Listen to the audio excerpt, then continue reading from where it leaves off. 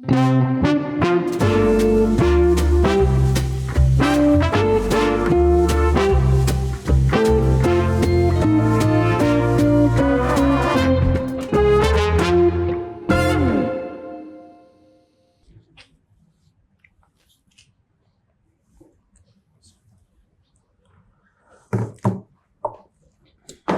banget, lesu. Kenapa Mas Din? Ini Pak RT kemarin Pak, saya ngasih saran. Pak RT nggak boleh gini-gini Pak RT. Malah saya dimarahin sama dia. Nggak terima dia. Jadi kasih saran, saya ini dibilang lebih tahu dari kamu, dibilang. Wow. Dibully juga dong lo? Apa? Dibully juga? Iya, habisnya. Saran apa itu? Iya, kasih saran apa dulu?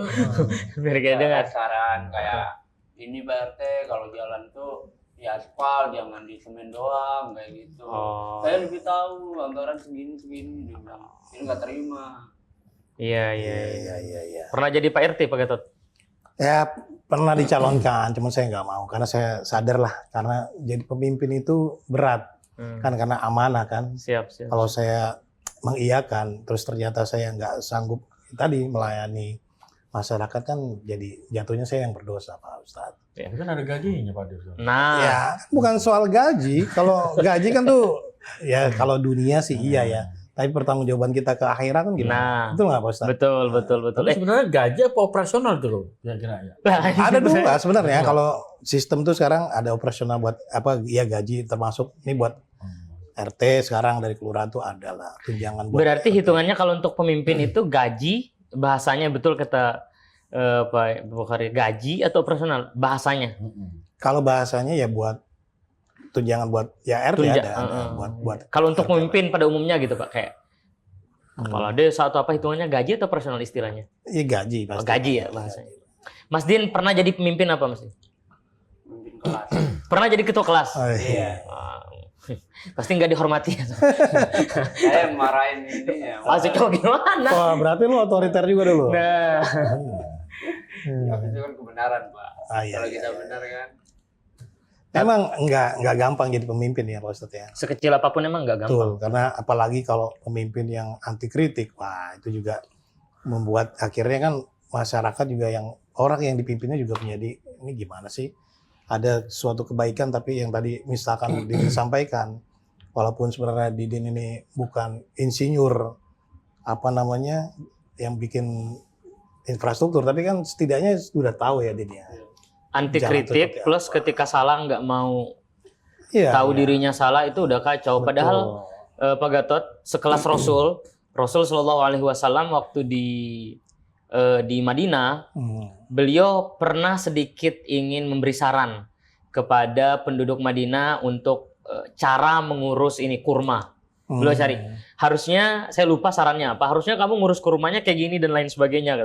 Singkat cerita, saran dari Rasulullah itu ternyata membuat kurmanya itu nggak baik. Pokoknya rusak lah tanamannya gitu. Kemudian orang-orang Madinah bilang ke Rasul, Rasul, kok salah ini gitu, nggak benar gitu. Rasul bilang, oh, oke, kalau kamu mau tentang perkara duniamu, cara ngurus kurma dan lain sebagainya, kayaknya kalian lebih tahu, ya udah gitu. Saya salah dalam posisi ini gitu. Kayak gitu. Maksudnya Rasul saja mengakui dirinya salah dan memang ketika ada yang lebih baik atau lebih benar, beliau lebih menyarankan itu karena kembalikanlah perkara duniamu ya kepada dirimu sendiri gitu. Kalau memang kamu lebih tahu gitu. Ya, sekelas Rasul aja mau menyatakan dirinya salah gitu loh Pak Gatot. Ya banyak juga memang kalau pemimpin udah anti kritik plus dia nggak mau menyatakan dirinya salah, malah banyak klarifikasi itu jatuhnya ya mau gimana gitu kan, mau dia bawa kemana sih arahnya. Kayak gitu. Dan memang kan coba nih kayak Bukhari kan di media nih ya. Kalau media sih masih enak ya mengkritik, tapi tetap juga ada rambu-rambunya ya. Sekarang gimana kalau di media mengkritik sesuatu, apa hambatannya apa? Bukan ada nggak hambatannya Pak Bukhari? Kalau di media tuh bagaimana sih mengkritik? Sejauh apa kita bisa kebebasan mengkritik mengkritik, media ya. supaya enak nanti nih kita bahasnya. Sebenarnya kalau mau kritik sih kan kalau media ya sesuai dengan kode etik jurnalistik aja sebenarnya. Gitu. Tetap arahnya atau panduannya ke situ. Gitu. Ya kita mengkritik ya misalnya pemerintah ke pemerintahan ya itu sewajar aja karena media memang memang fungsinya itu untuk selain memberikan informasi juga mengkontrol juga. Kontrol ya. Karena kan media pilar Pilar tempat dari demokrasi. Jadi memang itu juga dilindungi lah. Artinya di undang-undang ada. Iya Pak Gatot, kayaknya sih agak-agaknya sekarang pemimpin-pemimpin kita kehilangan kompas aja Pak Gatot. Artinya dia tidak tahu apa mau dia bawa kemana arah kepemimpinannya. Corak-corak kepemimpinan orang kan berbeda-beda, tapi sekarang ini kita kadang ngelihatnya abu-abu gitu. Mau ke arah mana dan lain sebagainya. Padahal tidak selalu yang punya warna atau yang tegas itu buruk, tidak. Boleh jadi yang tegas tetapi dia itu bijak dan tepat sasaran, bisa jadi itu yang menarik. Daripada yang abu-abu kan, kita nggak tahu mau arahnya kemana, keras tidak, lembut tidak, dan lain sebagainya. Jadi kayak hal-hal semacam itu perlu kalau zaman dahulu sih, sosok pemimpin yang bahkan dicatat di dalam sejarah yang amat sangat sukses setelah Rasul, Sayyidina Umar bin Khattab. Ya, Sayyidina Umar ya. Itu memang beliau adalah sosok pemimpin yang memiliki warna sendiri, yang bahkan membawa banyak sekali perubahan dan perkembangan dan kemajuan terkait dunia Islam sendiri. Kayak gitu Pak Gatot. Kalau di zaman Umar bin Khattab itu kan kalau kritik itu kan secara terbuka atau transparan. Nah, kalau zaman sekarang tuh anti kritik gitu. Nah, gimana sih kehidupan pada zaman Umar bin Khattab dulu? Ya, menarik. Maksudnya hampir sama coraknya dengan zaman Nabi Shallallahu Alaihi Wasallam. Di zaman Nabi Shallallahu Alaihi Wasallam, beliau itu adalah seorang pemimpin dan juga seorang rasul. Artinya dari sisi manapun, artinya beliau itu udah pasti benar lah sebenarnya kan dari sisi manapun orang beliau memimpin dengan dasar wahyu gitu. Tetapi coraknya tetap sama. Ketika ada hal yang salah atau hal yang tidak tepat dan lain sebagainya, Rasul masih menerima kritik, menerima saran. Bahkan ketika beliau memimpin pada masa itu, beliau tidak pandang bulu. Yang benar-benar, yang salah-salah, dan lain sebagainya. Dan Rasul secara pribadi memuji Sayyidina Umar dalam poin ini gitu. Kemudian Rasul mengatakan kepada Sayyidina Umar bahwa, apa kata Rasul? Bahwa Umar ini, dia itu dijuluki sebagai Al-Faruq. Al-Faruq itu yang mampu membedakan yang hak mana, yang batil mana. Itu corak kepemimpinan Umar, Mas Din. Terlepas dari gaya kritiknya seperti apa, beliau punya corak sendiri. Artinya, ini yang hak, ini yang batil. Kalau tidak sesuai dengan apa yang hak, maka ya kita tolak. Kalau memang itu batil dan lain sebagainya, kita jauhi gitu. Kalau memang itu hak, ya itu kita ambil gitu. Tidak ada kompromi di bagian situ. Tetapi bukan berarti Sayyidina Umar anti kritik, tidak. Banyak yang mengkritik beliau. Bahkan rakyat sendiri yang mengkritik beliau. Sampai beliau turun kembali ke rakyatnya untuk untuk bukan klarifikasi malah. Untuk membuktikan bahwa ya gini loh cara memimpinnya gitu. Nanti detail ceritanya kita akan bahas setelahnya gitu. Kayak gitu sih. Menarik Mas ini. Nah sebenarnya Pak Ustadz, kita nggak sebelum jauh ke zaman Nabi ya. Sebenarnya kita juga bisa banyak kok pemimpin kita yang dulu tuh bagus-bagus ya. Misalkan kita bisa belajar dari Bung Hatta, bagaimana dia pemimpin yang benar-benar jujur dan dia tahu mana tadi yang Ustadz bilang kan, bahwa ini adalah yang hak dan mana yang batil. Jadi mana yang bisa kayak misalkan dia ketika mau berhaji ditawarkan untuk memakai pesawat kepresidenan pesawat negara, tapi dia nggak mau. Tolak ya? Dia lebih memilih pergi dengan fasilitas sendiri komersial. Artinya di situ Bung Hatta memperlihatkan, mencontohkan bahwa jadi pemimpin juga nggak aji mumpung. Jadi nggak semau gue mau ke sana, mau pergi ke sini, mau pergi ke sana juga, atau mau memakai ini, mau memakai itu juga nggak boleh. Nah itulah yang dicontohkan banyak sebenarnya pemimpin-pemimpin kita kayak Bung Hatta juga. Bahkan di kepolisian kita juga punya Pak Hugeng yang polisi yang sangat jujur. Bagaimana dia tidak memperlihatkan dia fasilitas-fasilitas negara, tapi dia lebih hidup sederhana. Itu bisa kita contoh. Dan memang pastinya kalau kita mau mencontoh di zaman Nabi, ya pasti memang kalau kita baca sejarah sejarah Islam, memang kepemimpinan Umar itu yang paling fenomenal ya, Pak Ustadz. Apalagi Umar sendiri belajar dari Nabi kan pasti kan itu. Ya. Menarik Pak Gatot, betul. Sebenarnya contoh ke Nabi, contoh ke Umar, itu memang agak-agak kelihatan jauh. Tetapi memang contoh ke pemimpin-pemimpin kita sendiri yang terdahulu di Indonesia itu kelihatan dekat, itu pun agak susah orang untuk bisa mencerna. Kenapa bisa mereka memiliki keteguhan kepribadian semacam itu. Ya. Tapi kalau kita mau kaji lebih dalam, ternyata si pemimpin-pemimpin hebat ini, kenapa mereka bisa punya keteguhan hati dan cara berpikir serta gaya memimpin seperti itu? Karena memang mereka itu dibentuk, dididik dengan apa ya, dengan tepat gitu loh, Dan dengan cara yang proses baik ya, gitu, dengan proses panjang ya. dengan proses panjang, enggak ucuk-ucuk Mas Din jaga warung tiba-tiba yaudah kamu jadi ketua RW, enggak. Jadi bukan pejabat karbitan berarti. Bukan berarti ketika Mas Din dulu ada Pak RW, terus Mas Din sering ikut sama Pak RW-nya, bawa tas gitu. bawa tas Pak RW-nya atau Bikin presentasi.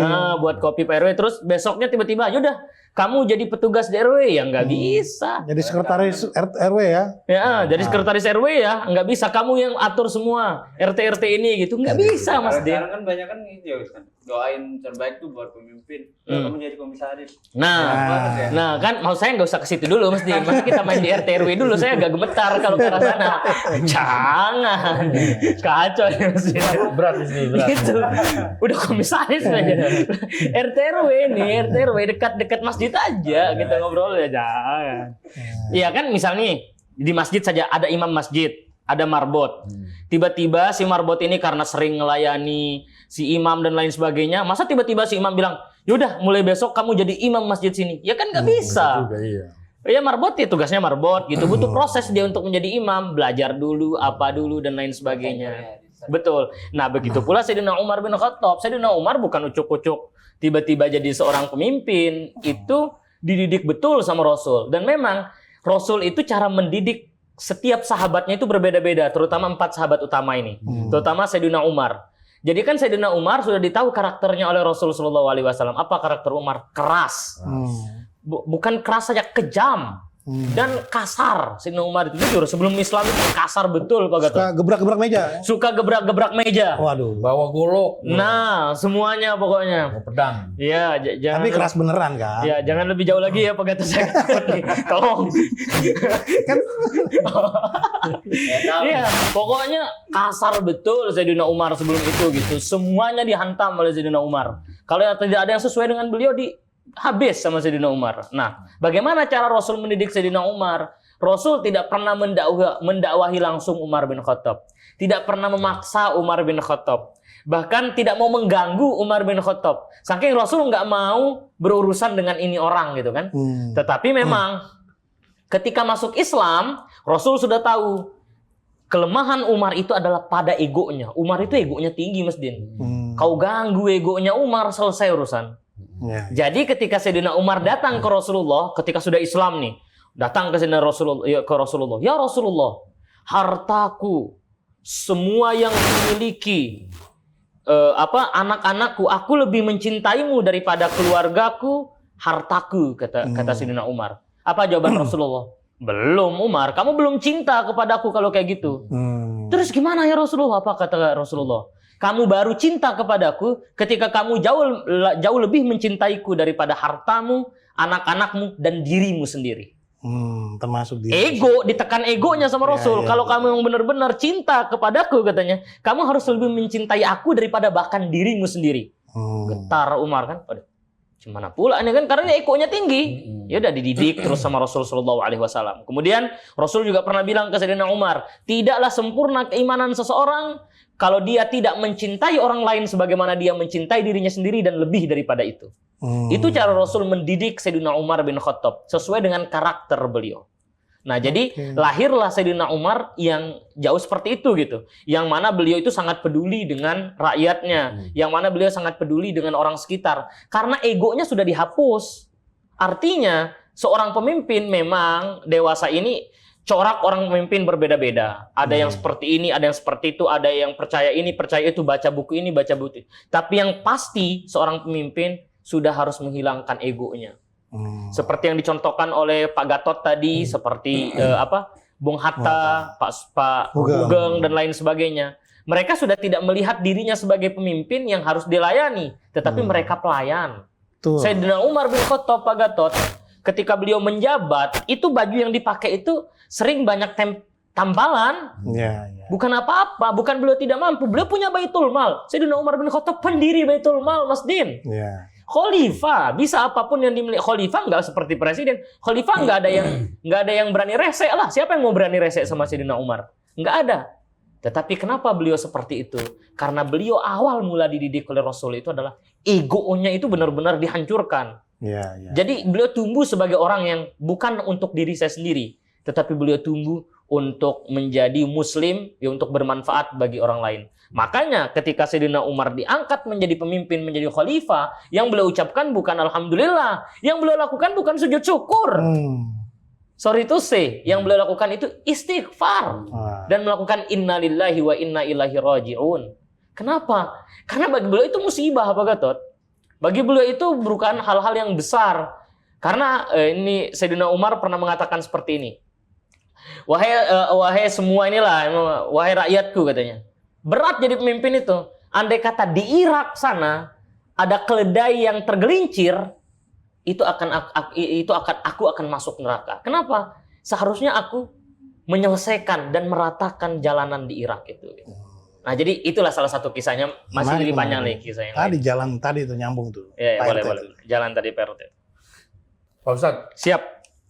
mau nanya nih. Ini kan saat ini nih di Indonesia nih muncul sosok pemimpin muda. Nah, kira-kira bagaimana untuk menguatkan karakter seorang pemimpin muda ini untuk menjadi pemimpin masa depan? Sedangkan pada saat Rasulullah menjadi Rasul untuk memimpin umat itu di usia 40 tahun. Menandakan kedewasaan, usia yang matang. Tapi kan saat ini kan banyak sosok pemimpin-pemimpin muda yang dipaksakan. Nah, itu kira-kira idealnya bagaimana untuk bisa memimpin pemimpin masa depan? Menarik. Silakan jawab Mas Din. Jadi gini, memang banyak orang yang mengatakan umur itu hanya tentang angka. Tetapi tidak bisa kita nafikan umur juga menentukan kematangan dan kedewasaan. Ini memang agak tricky untuk memilih seorang pemimpin. Karena nggak jarang ada juga usia muda, tetapi cara berpikirnya sudah dewasa, lebih bijaksana dan lain sebagainya. Dan tidak jarang juga yang sudah tua umurnya, tapi kelakuannya seperti anak kecil gitu kan, misalkan suka joget atau apa dan lain sebagainya. Banyak kelakuan-kelakuan yang mungkin kurang tepat dan lain sebagainya. Lagi-lagi yang harus kita garis bawahi ini, umur muda atau sudah tua bukan menjadi satu-satunya patokan seorang menjadi pemimpin. Karena tidak jarang juga di dalam Islam mempercayai orang anak-anak muda untuk memimpin hal-hal penting seperti Ali bin Abu Thalib. Itu dipercayai oleh Rasul untuk menjadi panglima, bahkan selagi beliau masih muda, bahkan menjadi garda terdepan ketika Rasul Shallallahu Alaihi Wasallam mau berhijrah dengan Sayyidina Abu Bakar yang dipilih untuk menempati tempat tidurnya Rasul pada saat itu tuh bukan golongan tua, tetapi Ali bin Abu Thalib yang menggantikan posisi Rasul Shallallahu Alaihi Wasallam. Artinya jiwa muda itu memang amat sangat membara. Jiwa muda itu memang memiliki memiliki keberanian jauh lebih besar daripada golongan tua. Tetapi yang harus dipahami oleh orang-orang muda adalah kita sadar atau tidak kematangan kematangan diri kita itu masih belum tepat gitu. Jadi alangkah lebih baiknya meskipun pemimpinnya muda mungkin bisa dibarengi dengan penasihat-penasihat yang arif dan bijaksana misalkan. Yang senior ya. Yang senior. Karena penting, Pak.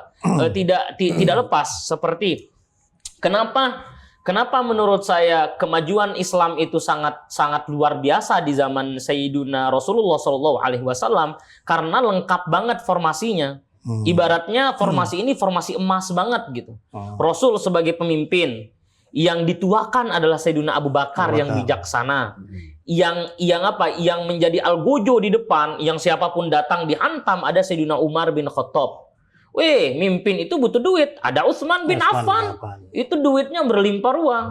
Nah, dan butuh pemikiran-pemikiran yang fresh, yang jiwa yang membara-bara. Ada Ali bin Abi Thalib sebagai pemuda. Jadi emang kelima ini bukan tanpa tujuan Rasul sering-sering menyebut 4 sosok ini gitu. Karena 4 sosok inilah yang menjadi warna di dalam kepemimpinan Rasul Shallallahu Alaihi Wasallam. Dan Rasul tidak pernah menempatkan mereka sebagai bawahan. Tapi apa? Rasul menempatkan mereka sebagai apa coba? Sahabat. Coba pilihan kata yang dipilih apa? Sahabat. Bahkan bukan pengikut loh. Bukan followers gitu.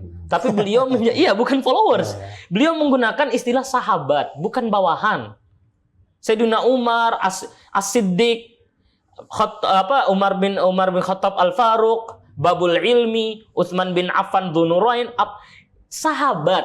Rasul bilang ini saya sahabatku katanya. Ini menunjukkan apa? Rasulullah SAW ia seorang pemimpin, tetapi beliau menggunakan sistem partnership ketika beliau ingin memimpin suatu negara, suatu pergerakan. Inilah yang membuat maju Pak Gatot. Tidak Rasul menganggap dirinya paling hebat sendiri, enggak. Di dalam beberapa posisi yang disuruh maju Umar, di dalam beberapa kondisi untuk menghadapi orang-orang Quraisy yang senior-senior Abu Bakar di depan. Ketika sudah masalah duit, Utsman. Ketika sudah masalah ilmu, Ali bin Abi Thalib. Artinya apa? Artinya memang Rasul sangat ini. Dan Rasul tidak jarang juga menyebutkan sosok-sosok perempuan di belakangnya. Bukan di belakangnya malah. Rasul mengatakan bahwa perempuan-perempuan ini merupakan yang berada di garda terdepan juga. Seperti istri beliau, Sayyidatuna Khadijah radhiyallahu anha. Coba bayangkan Mas Din. Rasul nih, seorang pemimpin Rasul nih, Muhammad. Bos pertamanya itu perempuan coba. Khadijah kan bosnya, istilahnya kan atasannya lah kan, kebetulan dan sebagainya. Kemudian ketika beliau menikah, setelah Sayyidatina Khadijah sudah menikah dengan Sayyidina Aisyah radhiyallahu anha, Aisyah tidak dijadikan sebagai perempuan rumahan saja, tapi dididik oleh Rasulullah sebagai orang yang berilmu, gitu loh. Sehingga Rasulullah tiada, Sayyidina Aisyah menjadi ini. Artinya apa? Pemimpin ternyata dari zaman Rasulullah SAW telah dibentuk dalam bentuk persahabatan, sahabat. Dan beliau menganggap dirinya tidak bisa saya kuasai semua ini, harus ada orang-orang saya gitu. Dan orang-orang di samping Rasul Shallallahu Alaihi Wasallam, maaf juga ini, mereka bukan yang tidak ngedebat Rasul loh. Mereka yang tidak, ya udahlah asal Rasul senang, asal Rasul ini enggak, didebat keputusan Rasul ketika Rasul membahas tentang perang misalkan. Ya, di sana pendapat Sayyidina Umar masuk, Sayyidina Utsman masuk, semuanya masuk. Ketika melakukan apapun yang dilakukan, Rasul selalu mengutamakan musyawarah, Pak Gatot. Iya. Dan memang tahu sendirilah orang Arab karakternya itu keras-keras. Rasul berada di posisi itu. Artinya beliau tidak pernah menginginkan dari sahabatnya itu untuk menceritakan hal-hal baik tentang beliau. Beliau terbuka untuk dikritik dan lain sebagainya. Umar bin Khattab, beliau sangat terbuka untuk dikritik. Bukan oleh petugasnya, bahkan oleh rakyatnya sendiri beliau dengar. Gitu loh. Bagaimana Sayyidina Umar bin Khattab itu dikritik oleh rakyatnya karena masih ada yang lapar. Sayyidina Umar sendiri yang bawa dan gotong makanan itu kan cerita yang simpel. Dan banyak lagi kisah-kisah lain yang bercerita tentang bagaimana yang ada di sekeliling Khulafatur Rasyidin ini adalah orang-orang yang memang paham, pandai, dan mengkritik. Kayak gitu sih, Pak Gatot. Ya memang kalau kita perhatikan sejarah pemimpinan berarti Pak Ustadz ya, bahwa kritik itu justru menguatkan kepemimpinan ya. Ya kalau kita bayangkan bagaimana kalau sekelilingnya ternyata penjilat-penjilat, itu kan akhirnya malah hancur kan pemimpinannya. Dan itu ya sangat disayangkan kalau sampai pemimpin sekelas RT aja anti kritik. Nah, sekelas RT aja harus kita ganti kayaknya Pak RT. Ya. Gimana Din? Ganti aja. Kira-kira siapa yang cocok? Enggak, saya. Ya. Siap.